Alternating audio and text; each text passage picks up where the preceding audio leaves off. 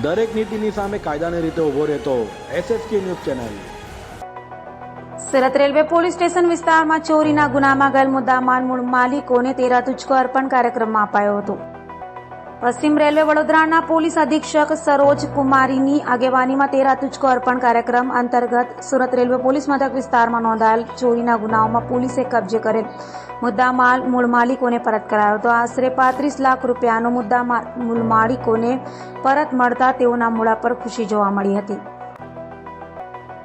રાજકોટ ગ્રામ્યના ધોરાજી તાલુકામાં ઝડપાયેલા ગાંજાના ગુનામાં વોન્ટેડ સપ્લાયરને એસઓજીએ ઝડપી પાડ્યો છે।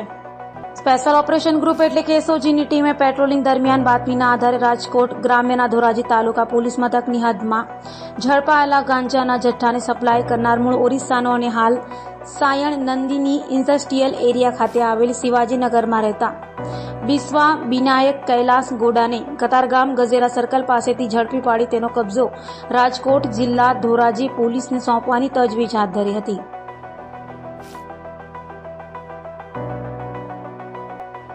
વેડરોડ ખાતે સર્વધર્મ સમાજ એકતા સમિતિ ટ્રસ્ટ સુરત દ્વારા સમૂહ લગ્નનું આયોજન કરાયું હતું, જેમાં નવયુગલોએ પ્રભુતામાં પગલાં માંડ્યા હતા।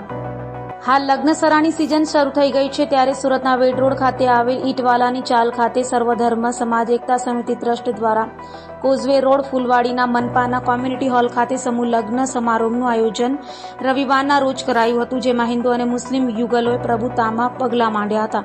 તો આ સમૂહ લગ્નમાં ગુજરાતના શિક્ષણ મંત્રી પ્રફુલ્લ પાનસેરિયા સહિતના મહાનુભાવો ઉપસ્થિત રહ્યા હતા।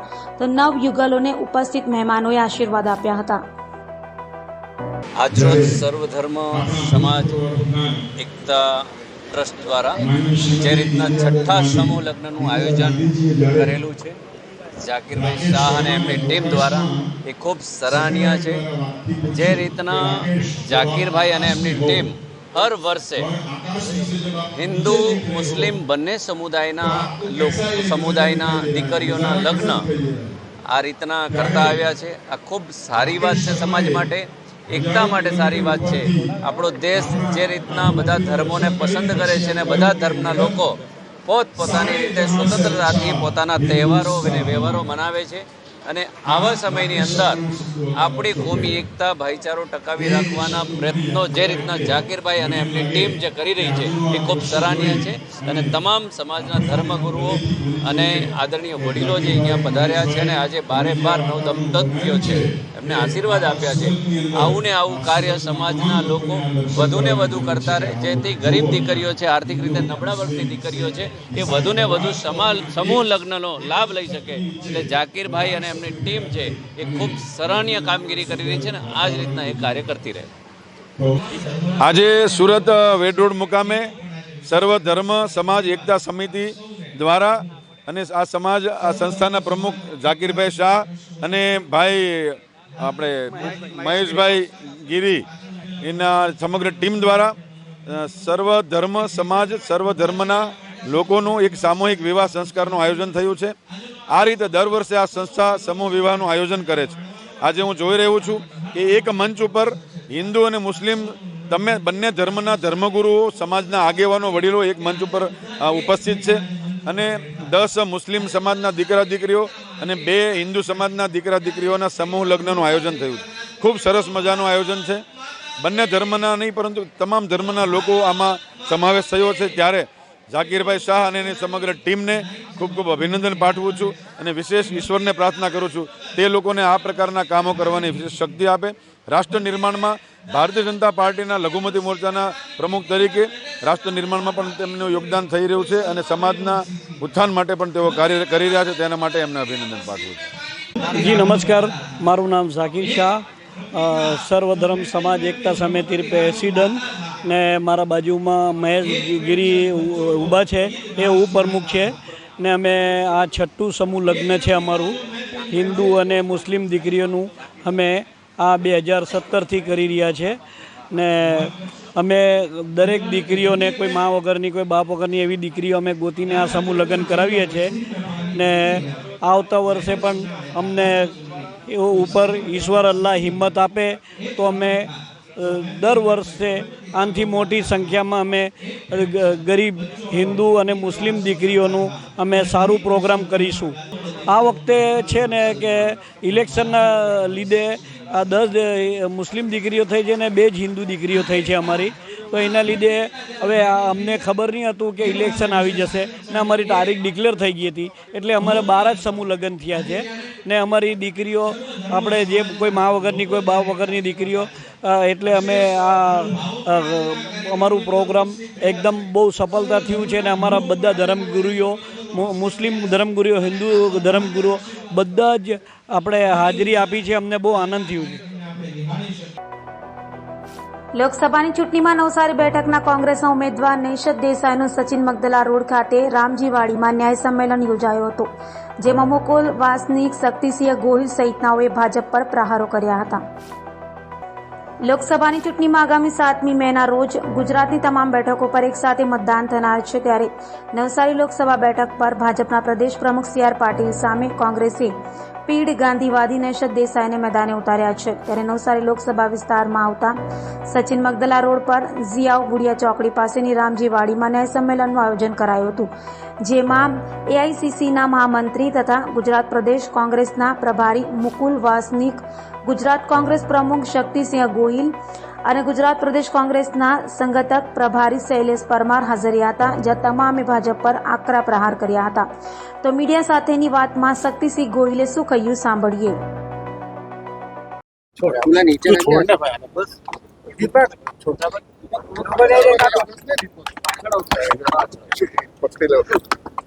ઓકે,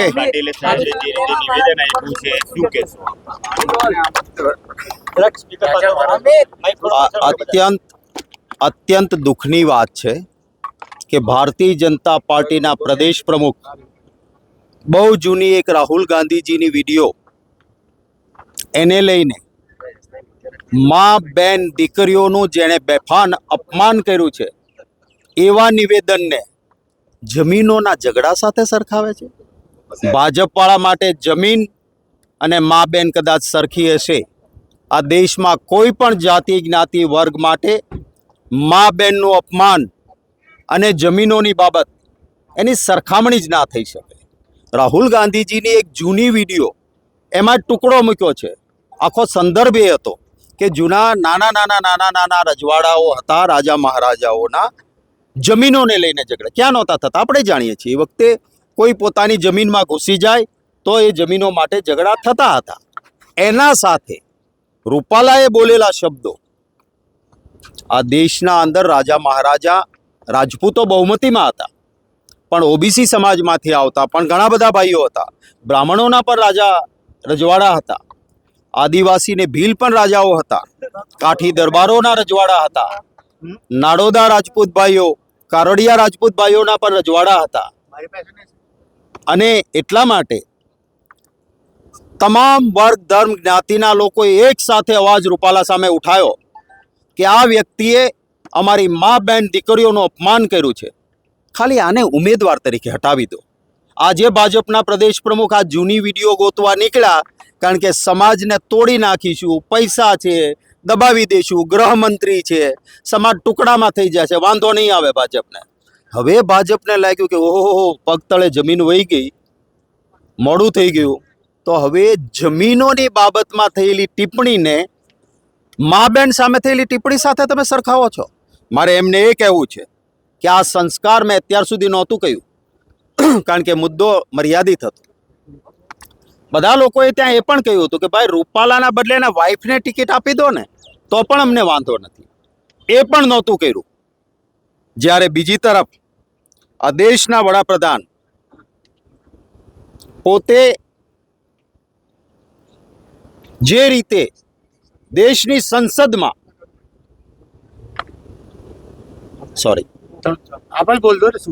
નહીં એમને એમના અવાજમાં સાંભળો તો તમને મજા આવે. अब राजा महाराजाओं का तो अंग्रेजों के साथ गहरा नाता रहा था उस समय, तो ये कह रहे हैं कि अंग्रेजों ने जो देश को लूटा था उन अंग्रेजों के साथ संसद में कह रहे हैं कि राजा महाराजाओं के तो बहुत गहरे संबंध रहे थे. इस देश की आज़ादी में, आ देशनी आज़ादीनी लड़ाईમાં આમ આદમીએ ફાળો આપ્યો, સામાન્ય વ્યક્તિ લડ્યો, મહાત્મા ગાંધીજીની અવાજ ઉપર રાજા મહારાજાઓ પણ લડ્યા. આપણે ગુજરાત ગૌરવ લઈ શકીએ. અંગ્રેજો તો ઈચ્છતા હતા કે રજવાડાઓના ટુકડાઓ થઈને દેશ આખો તૂટી જાય. આ દેશના એ રાજા મહારાજાઓ જે હતા એમણે કહ્યું કે દેશમાં લોકશાહી જોઈએ, એક રહેવું જોઈએ. સરદાર વલ્લભભાઈ પટેલ, અમારા કોંગ્રેસ પક્ષના નેતા, ભાવનગર સૌથી મોટું રજવાડું, કૃષ્ણકુમારસિંહજી મહારાજા સાહેબે કહ્યું કે અમારું રાજ્ય દેશની એકતા માટે હું સૌથી પહેલાં સમર્પણ કરું છું. અને એ વખતે કોંગ્રેસની સરકાર હતી. કોંગ્રેસની સરકારે પણ કહ્યું કે મહારાજા સાહેબ, માણસ એક તસુ જમીન ન દે ત્યાં તમે 1800 પાદરના ધણી આખું રજવાડું આપો છો. અમે કોંગ્રેસ પક્ષ સન્માન કરીએ છીએ અને આપ મદ્રાસના પહેલા ગવર્નર બનો. અને કોંગ્રેસ પક્ષની સરકારમાં પહેલા ગવર્નર એ કૃષ્ણકુમારસિંહજી મહારાજા સાહેબ, પ્રાતસ્મરણીય મહારાજા સાહેબ એ પહેલા ગવર્નર બન્યા હતા. હવે આજે ભાજપના પ્રમુખ રાહુલ ગાંધીજીની એક જૂની જમીનની વિડીયો મા બહેનોને અપાયેલા અપશબ્દોની સાથે સરખાવવાનો પ્રયત્ન કરે ત્યારે મારે કહેવું છે, કદાચ ભાજપૂતોને, ભાજપવાળાને મા બેન અને જમીન બંને સરખા લાગતા હશે. આ દેશની કોઈ પણ જાતિ વર્ગના ધર્મના લોકો મા બેનને થયેલા અપમાન અને ગાળી ગલોચની અસ્મિતા એને જમીન સાથે સરખાવી ના શકે.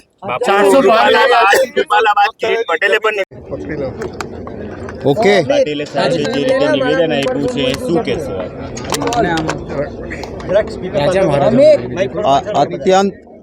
અત્યંત દુઃખની વાત છે કે ભારતીય જનતા પાર્ટીના પ્રદેશ પ્રમુખ બહુ જૂની એક રાહુલ ગાંધીજીની વિડીયો એને લઈને મા બેન દીકરીઓનું જેણે બેફાન અપમાન કર્યું છે એવા નિવેદનને જમીનોના ઝઘડા સાથે સરખાવે છે. ભાજપવાળા માટે જમીન અને મા બેન કદાચ સરખી હશે.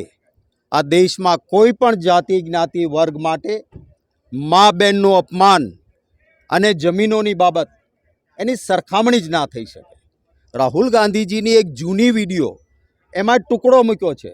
આખો સંદર્ભ એ હતો કે જૂના નાના રજવાડાઓ હતા, રાજા મહારાજાઓના જમીનોને લઈને ઝઘડા ક્યાં નહોતા થતા આપણે જાણીએ છીએ. એ વખતે કોઈ પોતાની જમીનમાં ઘૂસી જાય તો એ જમીનો માટે ઝઘડા થતા હતા. એના સાથે રૂપાલાએ બોલેલા શબ્દો, આ દેશના અંદર રાજા મહારાજા રાજપૂતો બહુમતીમાં હતા, પણ ઓબીસી સમાજમાંથી આવતા પણ ઘણા બધા ભાઈઓ હતા. બ્રાહ્મણોના પણ રાજા રજવાડા હતા, આદિવાસીને ભીલ પણ રાજાઓ હતા, કાઠી દરબારોના રજવાડા હતા, નાડોદા રાજપૂત ભાઈઓ, કારડિયા રાજપૂત ભાઈઓના પણ રજવાડા હતા. અને એટલા માટે તમામ વર્ગ ધર્મ જ્ઞાતિના લોકોએ એક સાથે અવાજ રૂપાલા સામે ઉઠાયો કે આ વ્યક્તિએ અમારી મા બેન દીકરીઓનું અપમાન કર્યું છે. ખાલી આને ઉમેદવાર તરીકે હટાવી દો. આજે ભાજપના પ્રદેશ પ્રમુખ આ જૂની વિડીયો ગોતવા નીકળ્યા કારણ કે સમાજને તોડી નાખીશું, પૈસા છે, દબાવી દઈશું, ગૃહમંત્રી છે, સમાજ ટુકડામાં થઈ જશે, વાંધો નહીં આવે ભાજપને. હવે ભાજપને લાગ્યું કે ઓહો પગ તળે જમીન વહી ગઈ, મોડું થઈ ગયું, તો હવે જમીનોની બાબતમાં થયેલી ટિપ્પણીને મા બેન સામે થયેલી ટિપ્પણી સાથે તમે સરખાવો છો. મારે એમને એ કહેવું છે કે આ સંસ્કાર મેં અત્યાર સુધી નહોતું કહ્યું કારણ કે મુદ્દો મર્યાદિત હતો. બધા લોકોએ ત્યાં એ પણ કહ્યું હતું કે ભાઈ રૂપાલાના બદલે એના વાઈફને ટિકિટ આપી દો ને તો પણ અમને વાંધો નથી. એ પણ નહોતું કર્યું. જ્યારે બીજી તરફ આ દેશના વડાપ્રધાન પોતે જે રીતે સુરત લોકસભા બેઠક પર કોંગ્રેસના ઉમેદવારના ફોર્મ રદ થયા બાદ સોદો થયો હોવાના આક્ષેપ સાથે આપ નેતા દિનેશ કાછડિયાએ ગાંધી પ્રતિમા ખાતે પ્રતિક ધરણા શરૂ કર્યા છે. લોકસભાની ચૂંટણીમાં સુરત લોકસભા બેઠક પર કોંગ્રેસના ઉમેદવાર નિલેશ કુંભાણીનું ફોર્મ રદ થતા તેઓએ બેઠકનો સોદો કર્યો હોવાના આક્ષેપો થયા હતા. ત્યારે હાલમાં આપ નેતા દિનેશ કાછડિયાએ નિલેશ કુંભાણી અને ભાજપ પર આક્ષેપો કરી લોકશાહી બચાવોની લઈ ચોક બજાર ગાંધી પ્રતિમા પાસે પ્રતિક ધરણા શરૂ કર્યા છે. સવારે 10 કલાકે કાછડિયા ચોક બજાર ખાતે ગાંધીજીની પ્રતિમાને સૂતરની આંટી પહેરાવી બાપુને નમન કરી પ્રતિક ઉપવાસ શરૂ કર્યા હતા. કાછડિયા આક્ષેપો કરતા કહ્યું હતું કે કોંગ્રેસ ઉમેદવાર નિલેશ કુંભાની સાથે સોદો થયો છે. નિલેશ કુંભાનીએ ભાજપ સાથે સોદો કરી 19 લાખ મતદારોનો મતાધિકારનો હક છીનવી લીધો છે. ભાજપ દ્વારા સમગ્ર ઓપરેશન પાર પાડી લોકશાહીની હત્યા કરાઈ છે, જેના વિરોધમાં હું પ્રતિક ધરણા પર બેઠો છું. તો સાથે દિનેશ કાછડિયાએ ગદ્દારના પોસ્ટરો સાથે પ્રતિક ધરણા કરી વિરોધ નોંધાવ્યો હતો, તો અથવા પોલીસે ત્યાં પહોંચી જઈ કાછડિયાની અટકાયત કરી હતી. આજે સવારે 10 વાગે ગાંધી પ્રતિમા પાસે ચોક ખાતે એક ધરણાનો કાર્યક્રમ રાખ્યો હતો. એક મતદાર તરીકે જે આવતું સુરત લોકસભાનું ઇલેક્શન છે એમાં મારે મત મારો કોને આપવો એ માટે ગાંધી પ્રતિમા પાસે લોકોને આહવાન કર્યું હતું કે આપણો મતનો અધિકાર કોઈ 3-4 જણા વેચાઈ જાય તો એ છીનવી કઈ રીતે શકે.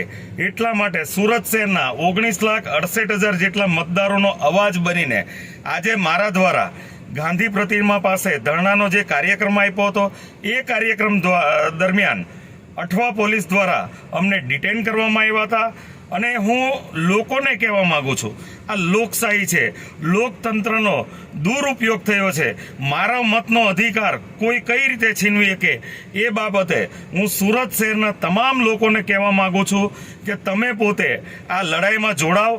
પોતાના મતનો અધિકાર 4-5 જણા વેચી કઈ રીતે કે હું તમામ લોકોને વિનંતી કરું છું, આગામી દિવસોમાં સોશિયલ મીડિયા દ્વારા અથવા કોઈ પણ રીતે જનજાગૃતિ કરી આવતી 7 તારીખ સુધીમાં તમારા મતનો અધિકાર તમને પાછો મળે એ માટે પ્રયત્ન ખૂબ કરવા જરૂરી છે.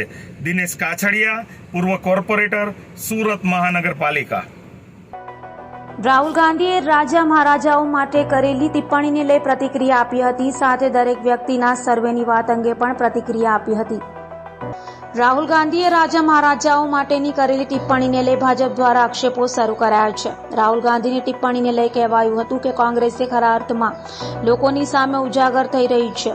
રાજા મહારાજાઓને પણ કોંગ્રેસના શાસનમાં જે અનુભવ થયા છે એનાથી એ લોકો કોંગ્રેસથી દૂર પણ થયા છે. અને આજે આ સિવાયના નિવેદન છે કે એક વ્યક્તિનો સર્વે કરીશું, જે પૈસા આવશે અમે લોકોમાં વેચી દઈશું. કોઈ વ્યક્તિ પોતે મહેનત કરી બચત કરે અને એ બચત બિનઅધિકૃત લોકોને આપી દેવાની વાત કરે છે, તો એવો પણ આક્ષેપ કરાયો હતો કે મુસ્લિમ લોકો અને ઘૂસપેટિયાઓને આપી દેવાની વાત કરો છો, એ સાખી લેવામાં આવશે નહીં. રાજા મહારાજા માટે પણ રાહુલે કહ્યું છે કે જમીન લઈ લે છે એમ કોંગ્રેસ સ્પષ્ટ કરી રહ્યા છે. તો કોંગ્રેસ જમીન હડપવાનું કામ વર્ષોથી કરી રહ્યું છે તેવું પણ જણાવાયું હતું. રાહુલ ગાંધીને આજે એનું નિવેદન છે એ સ્પષ્ટપણે બતાવે છે કે કોંગ્રેસની મથરાવટી મેલી છે. આજ દિન સુધીમાં રાજા મહારાજાઓ માટેની આ પ્રકારની ટિપ્પણી કરીને કોંગ્રેસની માનસિકતા એમણે ખરા અર્થમાં લોકોની સામે ઉજાગર કરી છે. રાજા મહારાજાઓને પણ આટલા વર્ષોના કોંગ્રેસના શાસનમાં જે અનુભવ થયા છે એનાથી જ એ લોકો કોંગ્રેસથી દૂર પણ થયા છે. અને આજે અને આ સિવાયના પણ કે જે નિવેદનો હતા કે અમે એક વ્યક્તિનો સર્વે કરાવીશું, સર્વેમાં જે આવશે એમાંથી અમે પૈસા લોકોને વેચી દઈશું. કોઈ વ્યક્તિ પોતે મહેનત કરે, રાત દિવસ મહેનત કરીને પોતાના માટે અને પોતાના સંતાનો માટે કોઈ બચત કરે અને એ બચત તમે જેને બિનઅધિકૃત લોકોને વેચી દેવાની વાત કરો, લઘુમતીને વેચી દેવાની વાત કરો, જે મુસ્લિમોને વેચી દેવાની વાત કરો, જે ઘૂસપેઠિયાઓ છે એમને વેચી દેવાની વાત કરો, એ તો સરાસર અન્યાય છે. અને ભારતીય જનતા પાર્ટી કોઈ પણ સંજોગોમાં આવા એમના કરતૂતોને ચલાવી લેશે નહીં. જે હમણાં એમણે રાજા મહારાજાઓ માટેનું પણ જે વાત કરી જેમાં પણ એમણે સ્પષ્ટ કબૂલ કર્યું છે કે અમે એમની ભૂમિ લઈ લીધી, એટલે એમની જમીનો લઈ લીધી, એમની મિલકતો લઈ લીધી. આ લઈ લેવાનું, હડપ કરવાનું આ કામ કોંગ્રેસ વર્ષોથી કરતી આવી છે અને ફરીથી આજે એ સ્પષ્ટ થયું છે. ધન્યવાદ. લોકસભા ચૂંટણીને લઈ લીંબાયત વિસ્તારમાં પોલીસ દ્વારા ફ્લેગ માર્ચ કરાઈ હતી, જેને લઈ અસામાજિક તત્વોમાં ફફડાટ જોવા મળ્યો હતો. લોકસભા ચૂંટણી સમયે અસામાજિક તત્વો કોઈ અઘટિત ઘટનાને અંજામ ન આપે તે માટે પોલીસ સતત પેટ્રોલિંગ કરી રહી છે. ત્યારે લિંબાયત વિસ્તારમાં પોલીસ દ્વારા ફ્લેગ માર્ચ કરાયું હતું અને લિંબાયત વિસ્તારમાં ફરી પોલીસે અસામાજિક તત્વો સામે લાલાક કરી હતી. લિંબાયત વિસ્તારમાં ચૂંટણી સમયે અસામાજિક તત્વો શાનમાં રહે તે માટે અસામાજિક તત્વોની હાલની પ્રવૃત્તિઓ અંગે પણ પોલીસે માહિતી મેળવી હતી. સમગ્ર સુરત શહેરમાં સીપી શ્રી સાહેબની સૂચનાથી પોલીસ વિવિધ પગલાઓ લઈ રહી છે. જે સંદર્ભે આજે લિંબાયત પોલીસ સ્ટેશનમાં paramilitary force, Limbayat staff, police ઇન્સ્પેક્ટરશ્રીઓ સાથે ફૂટ પેટ્રોલિંગનું આયોજન કરવામાં આવેલું, જેમાં લિંબાયત પોલીસ સ્ટેશનના સંવેદનશીલ વિસ્તારો ફરવામાં આવેલા. આ દરમિયાન લિંબાયત વિસ્તારના જાણીતા ગુનેગારો, હિસ્ટ્રી સીટરો એને તપાસવામાં આવેલા, ચેક કરવામાં આવેલા અને કોઈ હથિયારો સાથે મળી આવે તો એના વિરુદ્ધ પણ કાયદેસરના પગલાં લેવામાં આવેલા છે. જે સંદર્ભે જ્યાં સુધી ચૂંટણી સંપૂર્ણ પૂરી ન થાય ત્યાં સુધી પોલીસ આ રીતે વિવિધ પગલાઓ લેતી રહી છે અને આગામી સમય પર પણ લેતી રહેશે. પાટીદાર અનામત આંદોલનના મુખ્ય ચહેરાઓ ભાજપમાં ભળી ગયા છે. અલ્પેશ કથિરિયા અને ધાર્મિક માલવિયાએ સી.આર. પાટીલના હસ્તે ખેસ પહેરી ભાજપમાં પ્રવેશ કર્યો હતો. પાટીદાર અનામત આંદોલન સમિતિમાં હાર્દિક પટેલની સૌથી નજીક કરેલા યુવા નેતા અલ્પેશ કથિરિયા અને ધાર્મિક માલવિયા ભાજપમાં જોડાઈ ગયા છે. સુરતના વરાછા સ્થિત માનગઢ ચોક ખાતે કાર્યક્રમનું આયોજન કરવામાં આવ્યું હતું, જેમાં સી.આર. પાટીલ, પ્રફુલ પાનસેરિયા સહિતના મોટા નેતાઓ હાજર રહ્યા હતા. સી.આર. પાટીલે ભાજપનું ખેસ પહેરાવીને અલ્પેશ કથિરિયા અને ધાર્મિક માલવિયાનું ભાજપમાં સ્વાગત કર્યું હતું. તો 2020ની ચૂંટણીમાં પાટીદાર અનામત આંદોલન સમિતિ પાસે કોંગ્રેસને બદલે આપને સમર્થન કરતા સુરતમાં આપનો ઉદય થયો હતો. સુરતમાં પાસના કારણે જ આપનું અસ્તિત્વ બન્યું હતું, પરંતુ હવે શનિવારે પાસના 2 યુવા નેતાઓ અલ્પેશ અને ધાર્મિક સાથે 200 જેટલા પાસના કાર્યકરો ભાજપમાં જોડાયા છે. ભાજપ પ્રદેશ પ્રમુખ સી.આર. પાટીલની હાજરીમાં વરાછા વિસ્તારના એક સંમેલનમાં પાસના નેતાઓ અને કાર્યકરો ભાજપમાં જોડાયા છે. ગુજરાતની વિધાનસભા ચૂંટણી પહેલા પાસ આગેવાન અને કોંગ્રેસ નેતા હાર્દિક પટેલ ભાજપમાં જોડાયા હતા. ત્યારે આ બંને સાથીઓ અલ્પેશ કથિરિયા અને ધાર્મિક માલવિયા ભાજપમાં જોડાશે તેવી અટકળો લગાવવામાં આવી રહી હતી. જોકે ત્યારે તેમણે આપ છોડવાનો ઇનકાર કર્યો હતો. જોકે હવે હાર્દિક પટેલ ધારાસભ્ય બની ગયા છે. ત્યારે હાર્દિક પટેલે જ આ બંને નેતાઓને ભાજપમાં જોડાવા માટેનું ઓપરેશન પાર પાડ્યું હોવાનું ચર્ચાઈ રહ્યું છે. સાથ સહકાર આપતા લોકો, અમારી ટીમ, સામાજિક કાર્યકર્તાઓ, રાજકીય કાર્યકર્તાઓ, સોસાયટીના પ્રમુખશ્રીઓ અને NGO અને સંગઠનના કાર્યકર્તા અને ઘણા બધા અમારા વકીલ મિત્રો આજ સાથે જોડાયા છીએ અને ભારતીય જનતા પાર્ટીમાં જોડાય અને આવનારા દિવસોમાં સમાજહિત અને રાષ્ટ્રહિતના કાર્ય કરીશું. અલ્પેશભાઈ, કુમારભાઈ કાનાણી વિધાનસભાના અહીંયાના છે, શા માટે પાર્ટી સ્તરનો કાર્યક્રમ છે. પાર્ટીએ જે લોકોને હાજર રહેવાનું હશે તમામ લોકોને સૂચના આપી છે. હાલ ચૂંટણીનો માહોલ છે. ઘણા પણ કુમારભાઈને પણ બીજા બધા ઘણા પણ લોકો આજે પાર્ટીના કાર્યક્રમને પ્રવાસમાં બહાર હોય આવી શક્યા નથી.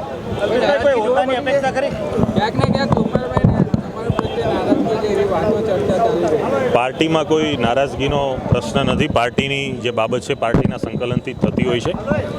ચૂંટણીના સમયમાં દરેક લોકો અલગ અલગ વિસ્તારમાં હોય, એક મંચ ઉપર આજ ઘણા બધા લોકો આવી શક્યા નથી. હાલ પાર્ટી લોકસભાના કાર્યમાં વ્યસ્ત છે. પાર્ટીને જ્યાં પણ કાર્યકર્તા તરીકે જરૂર હશે ત્યાં અમે કાર્યકર્તા તરીકે અમારી ફરજ બજાવીશું અને પાર્ટી આવનારા દિવસોમાં કોઈ જવાબદારી સોંપી છે તો જવાબદારીનું પણ સનિષ્ઠાથી વહન કરીશું. અલ્પેશભાઈ, એવું તો શું પરિવર્તન થયું કે એક સમયે તમે ભાજપની સામે હતા, હવે ભાજપની સાથે છો?